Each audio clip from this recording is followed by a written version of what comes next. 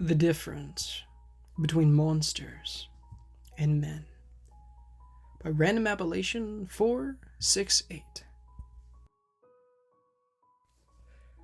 The up-armored Humvee bumped over another pothole, and I whipped at a bead of sweat that hung just above my left eyebrow. Wish I could take this vest off. Despite how well maintained the company vehicles were, it seemed that Humvee air conditioners were a bit of a gamble in terms of how well they worked. Some kept their rigs icy cool, while others put out just enough tepid air to keep the inside of the steel-covered boxes from turning into ovens. Wearing a thick, bulletproof vest, camouflage fatigues, and with the afternoon temperatures sticking to a balmy 86 degrees, I had long ago decided that I agreed with the contractors. Humvee sucked. "You good, Kava?" Our team leader, Ozzy, called back to me from the front passenger seat, eyebrow raised. My full name, Adhirit Veer Kabana Garanjan, had proven rather difficult for most average Americans to pronounce. Since the mercs referred to each other by nicknames, they were more than pleased when I told them they could call me Kaba for short. My father had moved us from Rajasthan to Ohio years ago to avoid a potential war between India and Pakistan.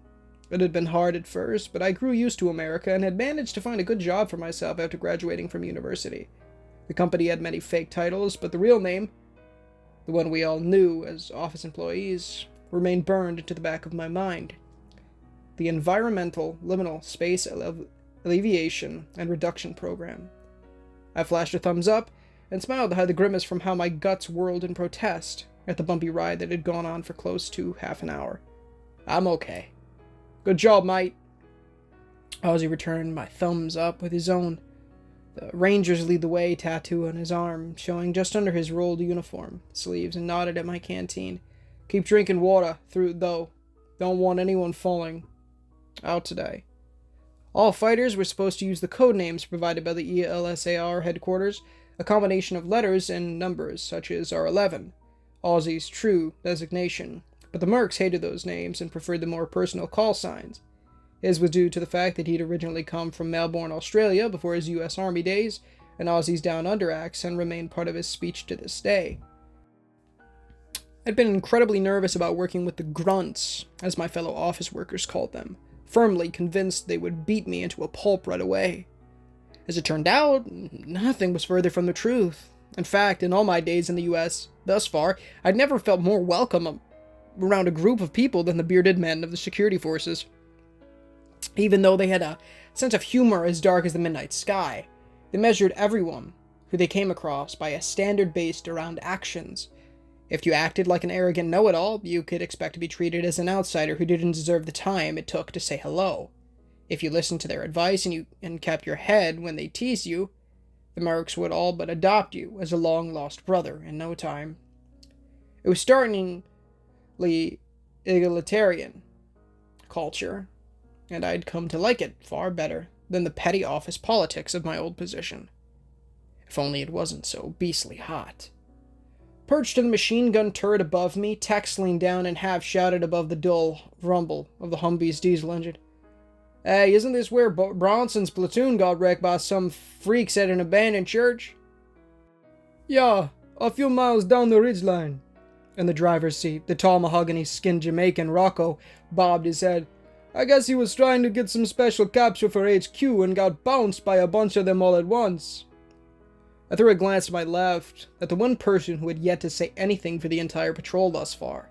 Despite my quick, discreet look, she remained motionless, and stared out the window on her side, rifle cradled in one arm like a steel infant. The girl was slender and short, enough to make me look tall. A mean feat, to say the least. She had the same suntan Caucasian skin of everyone in this sleepy rural community, with brown hair the color of sandal leather.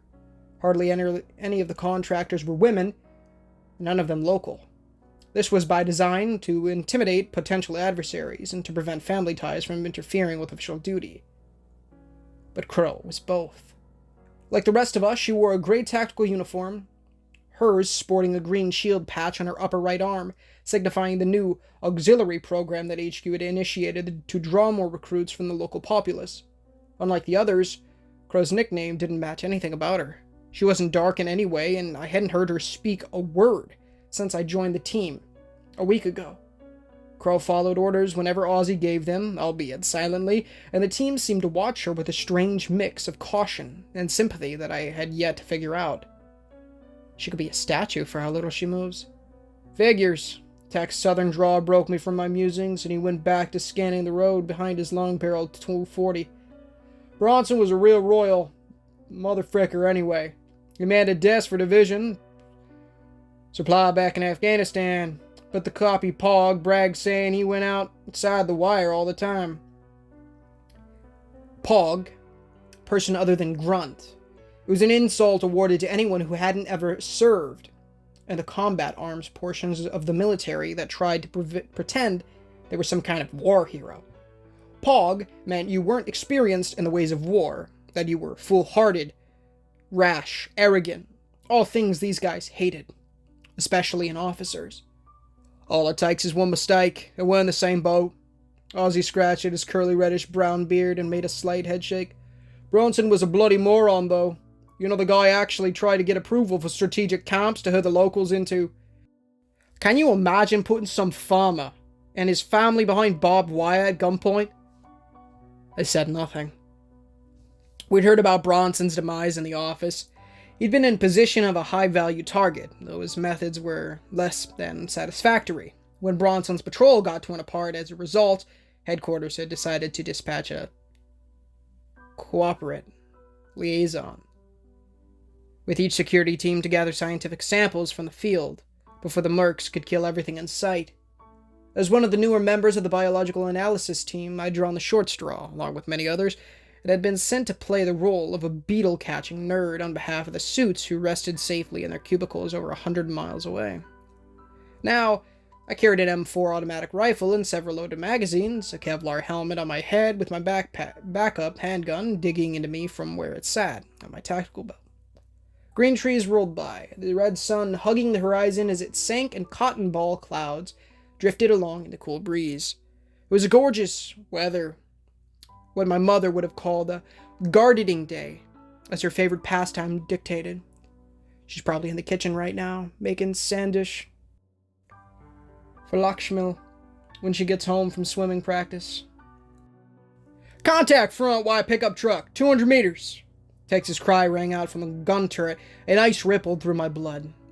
Sitting up, I peered around Rocco's seat to stare out the front window, just in time to see a civilian pickup truck take off down the back road, leaving behind a cloud of dust as it went. I could barely catch a circular green symbol painted onto the door of the vehicle, and a few figures, huddled in the back wearing black polo shirts, rifles clutched in their hands.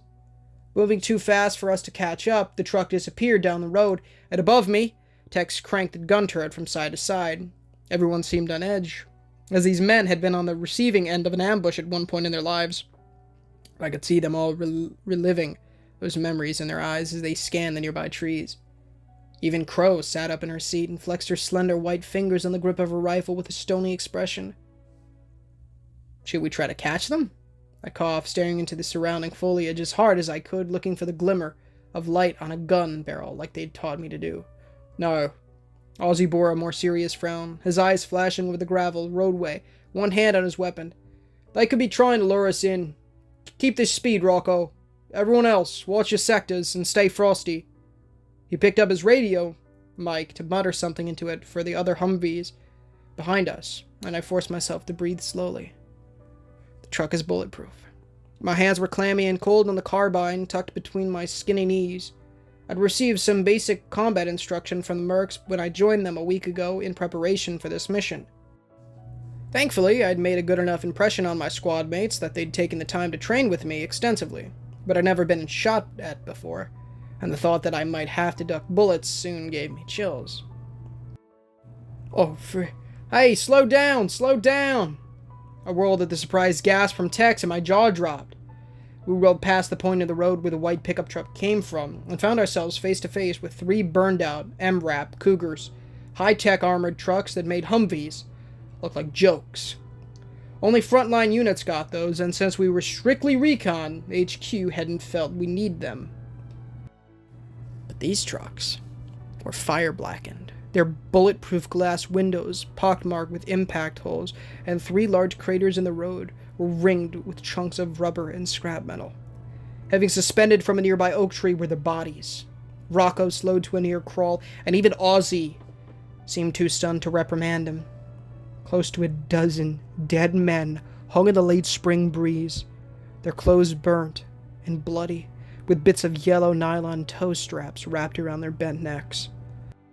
Small cardboard signs fluttered from orange plastic baler twine draped over their shoulders, the words daubed on in crude black lettering. "Go home, killer. This isn't your land." "Thanks for the ammo, jackboot. Do you want to see your families again?" "Then leave ours alone." 3 weeks. Rocco gripped the steering wheel so tight, his ebony knuckles tinged gray, a frustrated tone to his voice. 3 weeks ago, we rolled right down this road, handing out MREs and water bottles to the locals. One kid even saluted me. Ozzy scowled at the signs and spat out his own open window into the dirt. "It's those blokes from that zoo over the ridge. See all the copper shards on the road? Bet you anything they've got this whole road mined with EFPs." My brow furrowed, and I dared to lean forward in my seat. "EFPs?"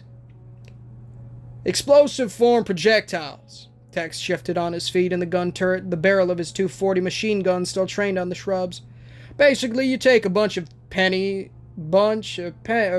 or scrap copper and pack it over some explosives in a concrete tube.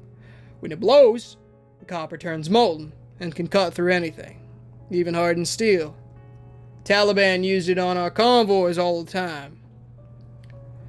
At that thought, I swallowed a dusty lump in my throat. But why would they shoot at us? We're trying to help them.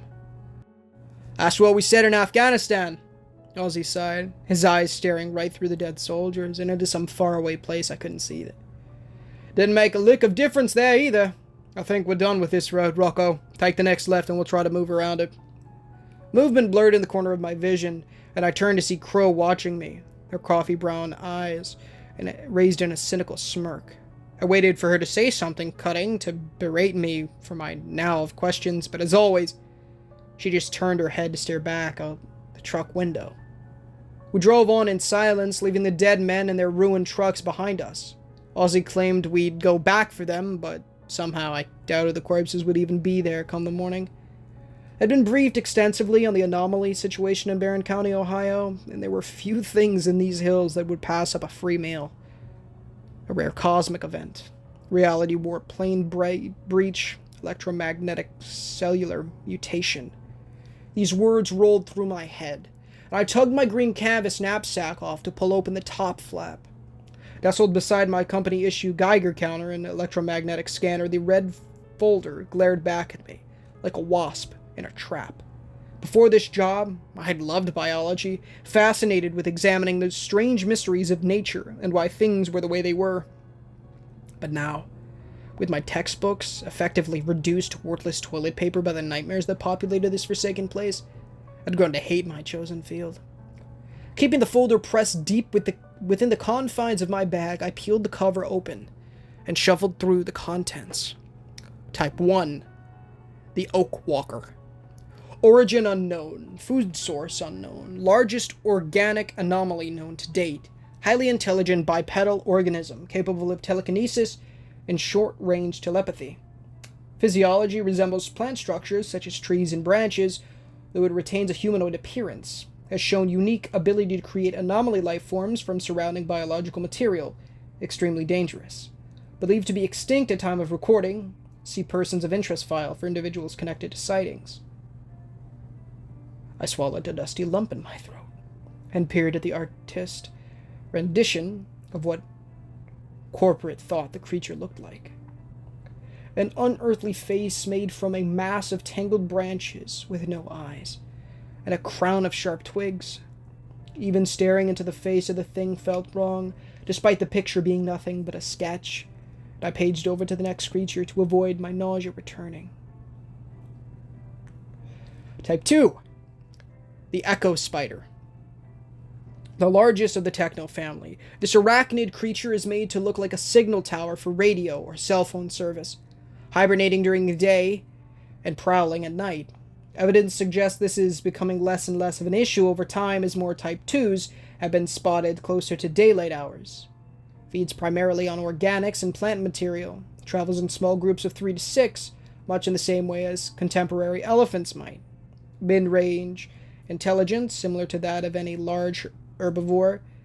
It also has shown ability to manipulate certain species through a weaker form of telepathy than the Type 1, vulnerable to magnetism and sonic blasts. Current population estimates are 42 within the zone, 0 outside. Extremely dangerous. Do not approach.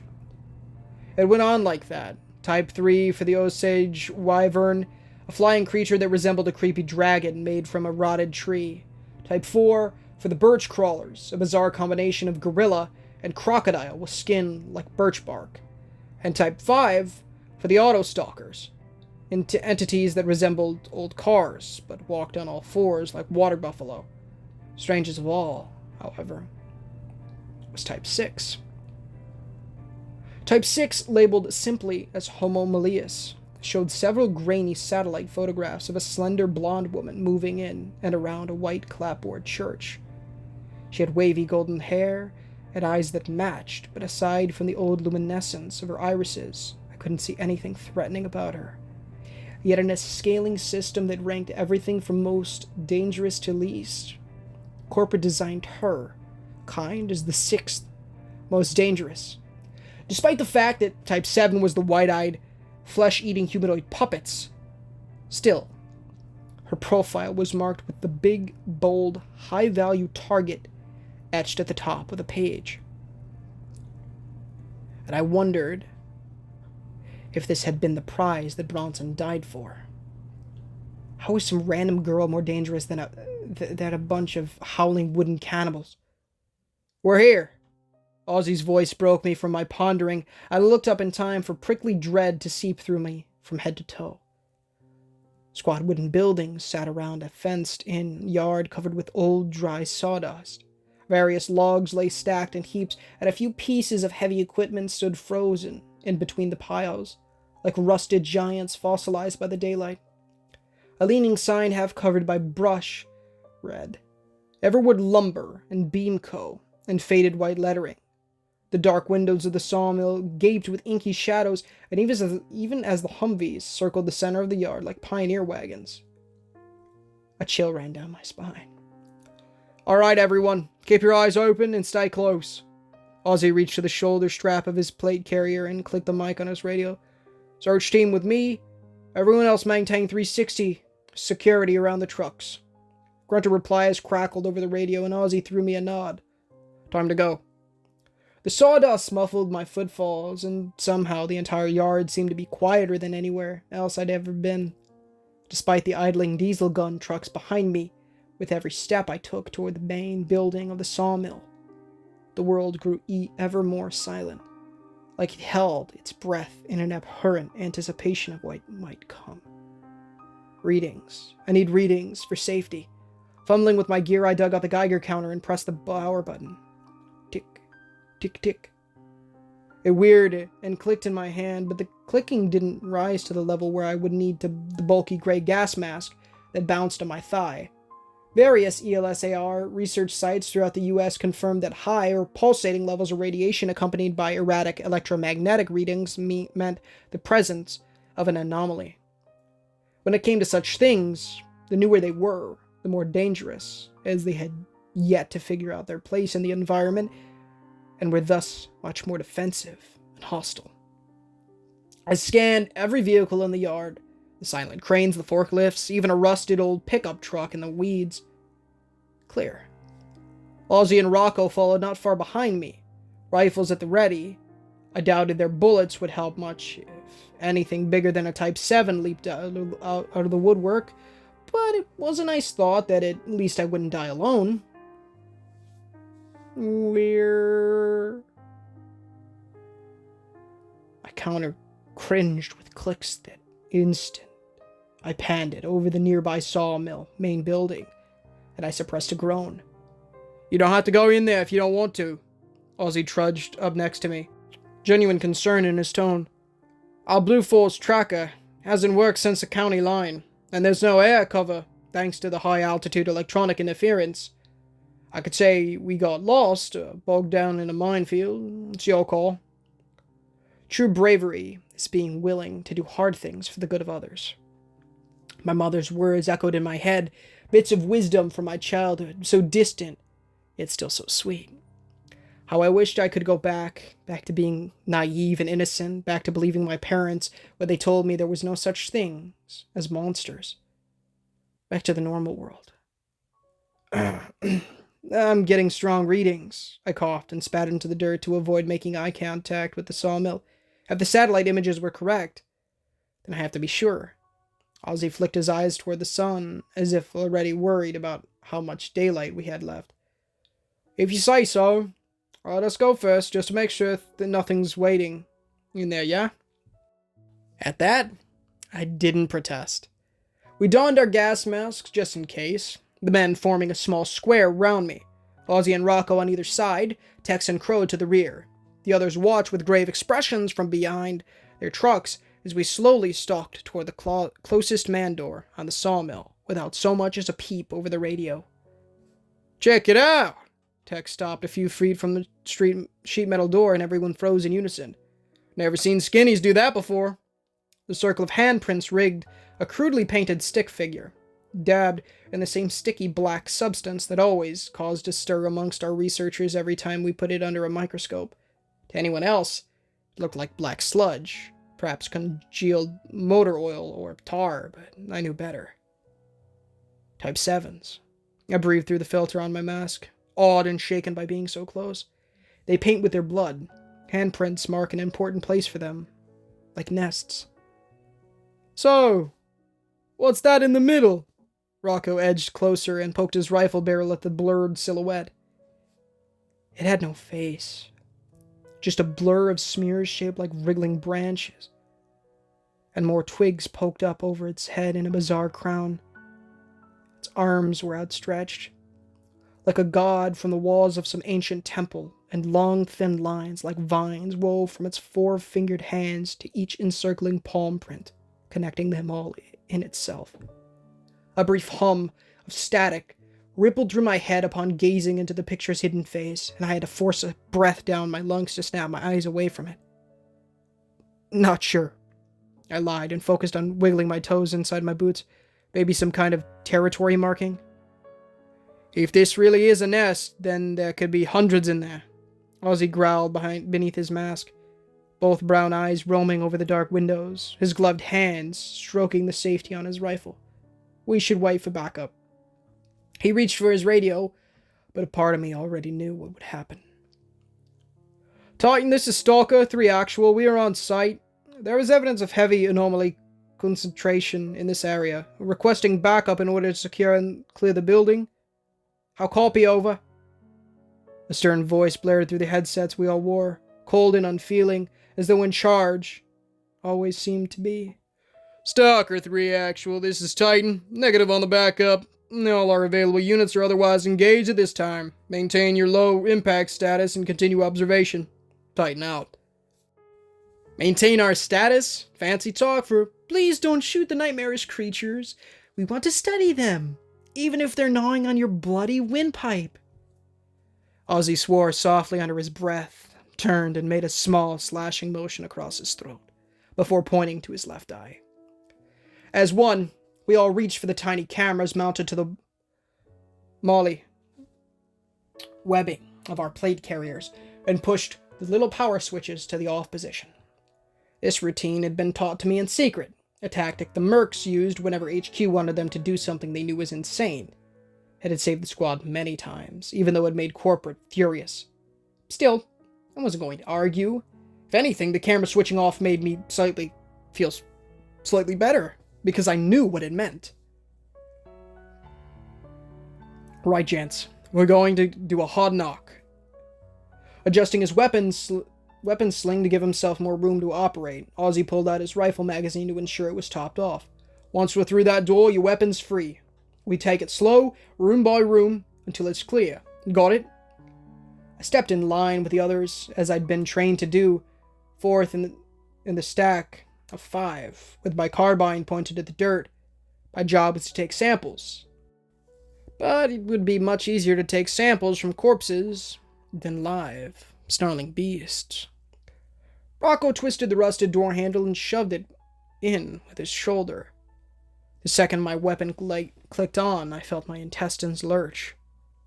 Rusty red smeared the walls and clotted in the sawdust on the smooth concrete floor.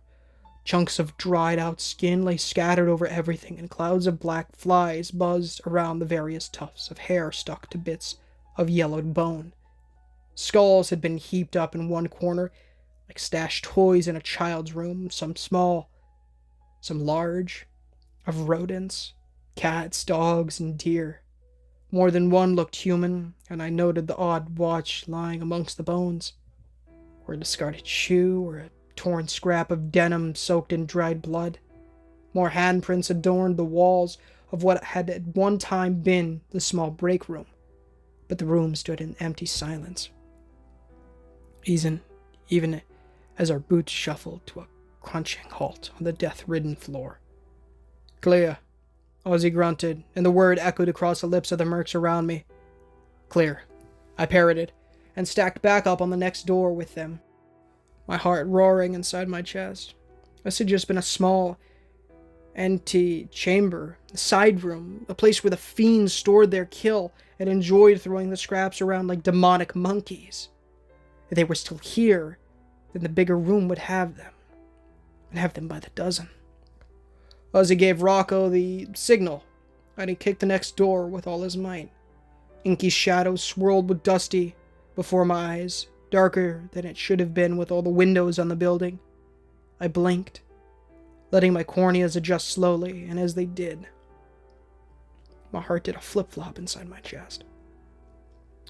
Macabre fires were strewn all over the wood-chipped-covered floor, some piled on top of one another, a few with pale limbs still twitching.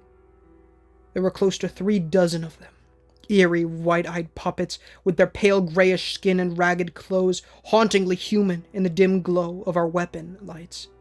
Hazy eyes gazed sightlessly at some faraway scene, their horrific faces still, jaws hanging open in rigor mortis to reveal their stubby wooden teeth.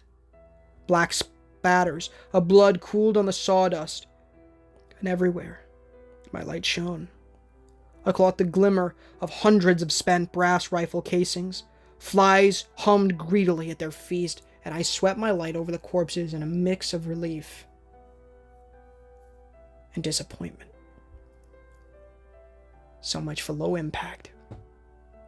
Looks like the new wilderness bit off more than they could chew. Ozzy nudged one of the few bodies in the room that wore a tattered black polo shirt with his boot. This patrol must have gotten cornered and ran out of ammo. I figure the freaks who survived moved on before sunrise this morning. Smart little buggers. A soft rustle echoed behind me, and I turned to find Crow shining her weapon, light on a body slumped in a far corner, half covered by a mound of dead puppets. The figure's head bobbed and it coughed. All 4 of us stared at the torn, shattered girl, wheezing through shredded lips, her bite-mark-ridden arms refusing to move as she dragged each gargled breath down, like the other members of the New Wilderness Ranger Force. Her empty gun lay not far away, and dark red stained the wood chips around her. She was scrawny and pale, almost gray from blood loss, and there were patches of her mud-colored hair that had been torn out by the roots. Despite this, I couldn't help but notice how small she seemed, how young, and something in my chest twisted in pain at seeing the name Melissa stitched on her blood-soaked polo shirt.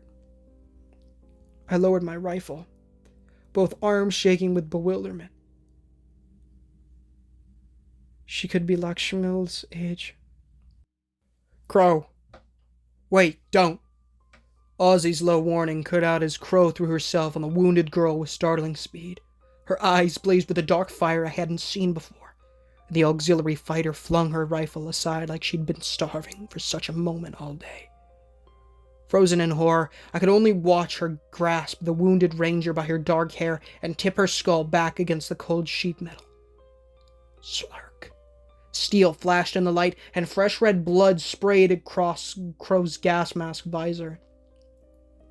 She brought the knife down again and again, spraying blood with each stroke, and beneath the black rubber of her blood-soaked gas mask, Crow shrieked in a guttural exertion that dripped with hatred. The wounded girl's one remaining eyes flew open in shock and pain, and she stared at Crow in a pleading agony while rivers of red drained down her shirt from the trench in her neck. Crow pinned her to the wall, abysmal fury in her gaze, as if willing the ranger to know what she was doing. Seconds later, the girl's eyes glazed over, and both her shattered legs stopped twitching. Oh my gosh.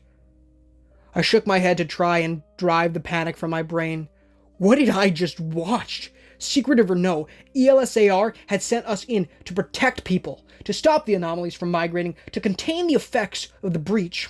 This wasn't our mission. This wasn't what I signed up for. This wasn't war.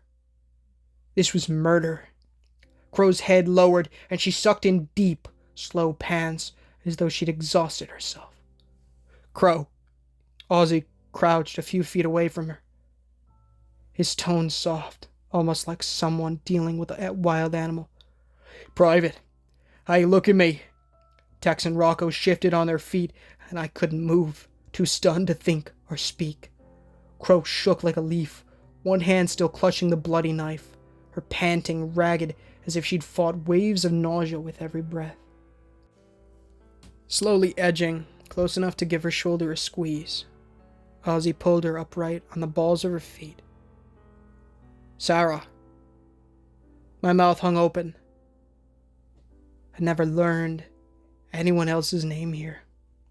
Only ever sharing my own with the squad, and something about the way he'd said it made Crow seem less like a statue and more like, well, like a person. Her head craned upward, and Crow's shoulder slumped in an apologetic, half-ashamed grimace. Sergeant, I know. Ozzy patted Sarah's back and nodded toward the door we'd come through. Take a minute. Go get some air. We'll finish this. He offered her a hand up, but Crow shook her head, climbing to her feet all by herself, and snatched her rifle to slowly shuffle out the door. She never so much as looked our way, and stepped callously around the other bodies as if there were stones lining a garden path. That's the third time this month. Tex kicked a clump of sticky red sawdust, his words spoken through gritted teeth. Seriously, how long are you gonna let this go? She lost everything, Tex. You wouldn't Collins would when the rockets came down. Ozzy gestured at the dead ranger with a weary sign. Can you blame her for hating them? Tech's eyes narrowed into angry slits behind his visor mask, and he threw a frustrated hand into the air. So we're tolerating war crimes now. This girl was barely old enough to drive a car. She wasn't a threat. We have to get Crow transferred before she kills more people. And when she gets promoted? Ozzy's tone turned angry, and he jabbed a finger at the door. You know how the suits are. Command won't help her. They'll feed her worst side and turn her loose. I'm not shipping her off to some corporate hack so they can turn her into a killing machine. What bother? Glaring at them both, Tex spun on his heel and headed for the door. We already have. Rocco started forward as if to say something, but Ozzy caught him by the arm. Leave it. I'll talk to him later. Grudgingly, Rocco sauntered off, and Ozzy slung his rifle to one side to beckon me closer. Cobba, a moment. My knees almost knocked together, but I crossed a few yards to stand next to Ozzy, the two of us standing over the murdered girl in anxious silence. Ozzy said nothing for a few moments, his toffee-colored eyes heavy with sadness. Corporate can't know. He met my gaze and swept an arm at the macabre room around us. Not a word about any of this. As far as we're concerned, this building was empty when we got here. My lips stuck to each other under my mask, and I wished so very badly for a glass of water. But what about the government? What if they find out? Congress would never stand for... Kaba, who do you think gave ELSAR rocket trucks? Something in the way Ozzy spoke made pain snake through my chest, as though I were watching a superhero fall from the sky. Why do you think we haven't shelled New Wilderness into oblivion yet? Why do you think we haven't just evacuated the rest of the county? This isn't a rescue. It's an experiment. A test to see what happens to a human anthill when it gets kicked. All we're here to do is keep the ants from figuring that out. Fury built in me. Indignation welling up as hot tears in my eyes. But you saved people. You tried to stop Crow. Why can't we say anything? He put a heavy hand on my shoulder, as if Ozzy could sense my torment and hatred. To see me suffer as well. If we try to stop them, they'll glass the entire region with more warheads than God. And there won't be anyone left to save. Crow wants vengeance. And corporate will let her cut throats if it means they get access to the freaks out here. But if she's with us, she'll only kill 1 or 2 each month, instead of a few hundred. Controlled murder. Shame burned across my face because deep down, I knew Ozzy was right. Horrifying as it was, we had to keep Crow contained, just like the monsters roaming the countryside. Instead of doing the right thing and putting a stop to the bloodshed. All because somewhere, in some high-rise office safe in the big city, men in suits wanted to harvest Barren County for all it was worth. Giving me a light slap of encouragement on my upper arm, Ozzy trudged past me toward the lumber mill doorway. Let's get up. Let's get go. Right, gotta keep moving. Nightfall will be here soon.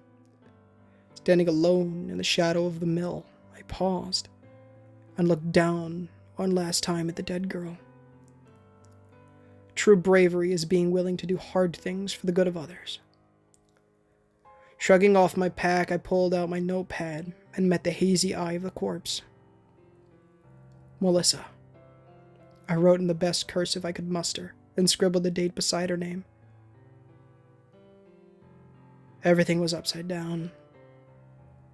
But that didn't mean that I had to be. I would remember her. I would remember them all, so that when this finally ended, the world could know the truth. Monsters can never be so terrible as man. Hey guys, and thank you so much for watching today's story. If you haven't done so already, please feel free to like the video, as it does help the channel innumerably and does get the gospel into people's feeds, as well as please consider subscribing, as it does help the channel a ton, and we are trying to hit 1,000 subs by the end of the year. Of course, if you haven't done so already, make sure to, read the $1 million question, as well as repent of your sins and trust in the good Lord Jesus Christ with all your heart, mental, and strength. Read the Holy Bible daily, pray to the evangelist people. Make sure you go in the description or in the pinned comment to read the $1 million question, not to become born again. The $1 million question helps you learn why you need to do that stuff. Also join the Discord, link in the description. This is Monday's video, Big Pog. I really love this story. Very, very good. Amazing. The difference between monsters and men. Very cool to see. So, I believe Sarah was one of the people, right? Who were the people's names in the Collinswood massacre? We had Meg, which died. We had, like, Lena or something like that. Was Sarah the freaking... Was she the main character? I don't remember. I guess I can go and check real quick. That video is doing amazing, so thank you guys so much, and thank you, Lord, for that as well. It's a very good one. I love when Random Appellations brings back other characters. You know, it's always amazing, and I love it so very, very much. I'm trying to see...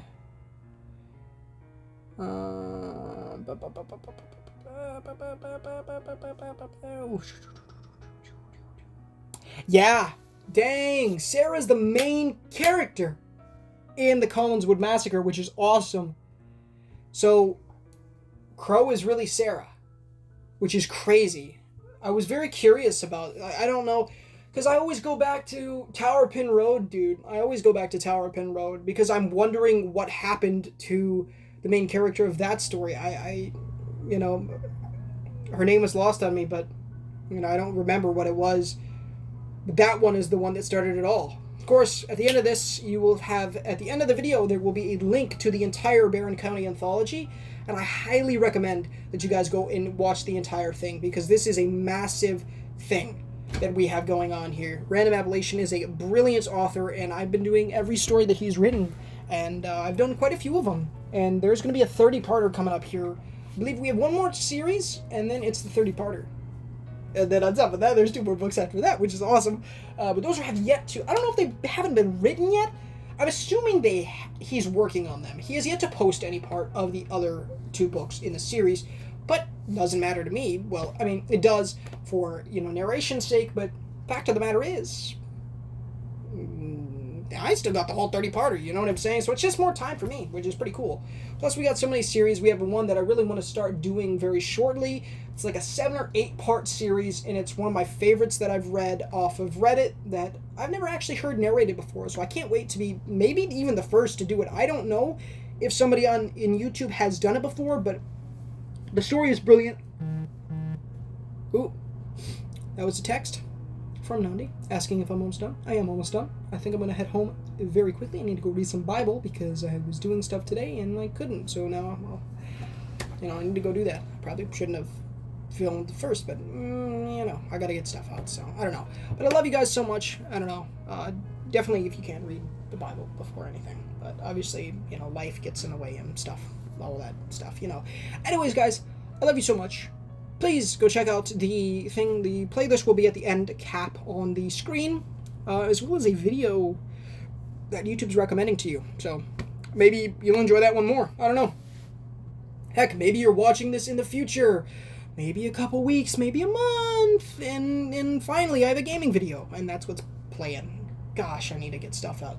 Good news, though, Wednesday, I have made plans with Braden to finish Pacify, or at least do our best. Hopefully we can at least beat the freaking first level. My goodness, there's like 3 more, dude. Pacify is awesome, though. I really enjoy it. So hopefully me and Braden can keep making gaming content together. You know, it's a little bit difficult, but hopefully, like, Thanksgiving is a little bit iffy, but during Christmas break, that's hopefully at least a week where me and him can kind of just play games together, if he so desires to. I got nothing else to do, you know what I'm saying? Just makes more content for me. So I hope you guys enjoyed. This story was brilliant, and I loved it. And I hope you enjoyed. I really felt like this narration was tenfold better than the ones I have been pumping out. The last couple of the Carbon X stories, they needed to be gotten out very quick, and they were somewhat rushed, and I did not enjoy that. So those are definitely some of my worst works, which is unfortunate. But hey, you know, stuff happens. Not everything that I narrate is going to be, not every narration is going to be brilliant. You know, it's not going to be amazing. I just need to do my best and do that. You know what I'm saying? But I have a double story. I don't have to film tomorrow if I don't want to. I'm probably going to, because I really need to do... I'd like to have, like, multiple stories, you know, just kind of shifted on in the week. Like, I thought about doing, like, if I was ever to do 30 Platinums in 30 days again, which I'm honestly kind of thinking about doing, but I think I would, like, take a day, film 7 stories, and then... And that day, there was, like, 4 days that I would end up filming 7 stories on. Would be, each of those would be, each day of those would be a, what's the word I'm looking for? That would be like a dedicated day, and it would be a much smaller platinum. Although, the platinums that I have lined up, we can do like several in a day. I don't know. But, yeah, maybe tune in the stream. Well... You're seeing this on Monday, the 20th, I believe it is, so I don't know if I'll, you know, I'm filming this on the 19th, so I don't know. I love you guys. Do all that Godson stuff. Repent, trust in Christ, read the $1 million question, do all that great stuff, leave a like, get the gospel into people's feeds, you know, sub helps out. Thank you guys so much for the support. Thank you, Lord, for the support. It's been brilliant, and I'm just loving this. I love this. I think this post was actually taken off of No Sleep, which makes no sense to me, because No Sleep essentially works if it's not scary enough, it's not getting there. If you guys remember the girl from Shipwreck Cove, that one wasn't on there. That one got off. That was taken down. That one wasn't so much as a scary one, you know, but like it was still amazing. One of my favorites, because it had a little love, you know. Guys know I'm a romantic, so I do love stuff like that. But this one, chick straight up murdered somebody, bro. Like, what? You know, I mean, there was not really any monsters, but this one really gave us some in-depth lore on the different creatures, on the Oak Walker and the Birch Crawl, you know, all that great stuff. You know, the Oak Walkers from Towerpin Road. You have the Echo Spiders, which were in the Collinswood Massacre, as well as in Beware the Lights That Walk. You had the Birch Walkers, I think was what they were called. Or the Birch Stalkers, I think. Whatever they were called, those were from the Oil Rig story, where Sean Amon showed up for the second time. Hasn't been in one since, which hopefully... I'm hoping they're all doing good. I'm assuming that the big 30-parter is where everyone's going to meet up, and it's just going to be amazing. I don't know. I'm very excited. But, okay, do all that stuff, guys, you know? All that stuff. And yeah, I'm going to end this because I've probably been rambling on for a good 5 minutes or so, which, time for Identity Crisis coming up soon. That's a song, by the way, not me going into Identity Crisis. That's the joke of the fact of the matter is Lost World is almost a 5-minute song, and I'm probably playing Identity Crisis, which is another song. Links are obviously in the description to Muse channel, the author, and the author's Reddit, Random Appellations Reddit, as well as the original link. I've gotten this off of his actual page, because that's like what I always look for. If it's not on No Sleep, I go to his original page. No Sleep is like what I've been going to, but I usually, if it's not on No Sleep, I go to his Reddit page just normally. But yeah, it's an absolute godsend. So I love you guys. I will hope to see you in the Discord, and I hope to see you soon in the streams or something. Come check them out. They're great stuff. We love the streams. And yeah, do all that stuff. I'll leave a question in the description. Go check that playlist out. Check out the video. I don't know. It might be another horror story. It's probably going to be another horror story. But yeah, love y'all. And I'll talk to you very, very soon. But until next time, guys, this is Ninja Gamer, signing off.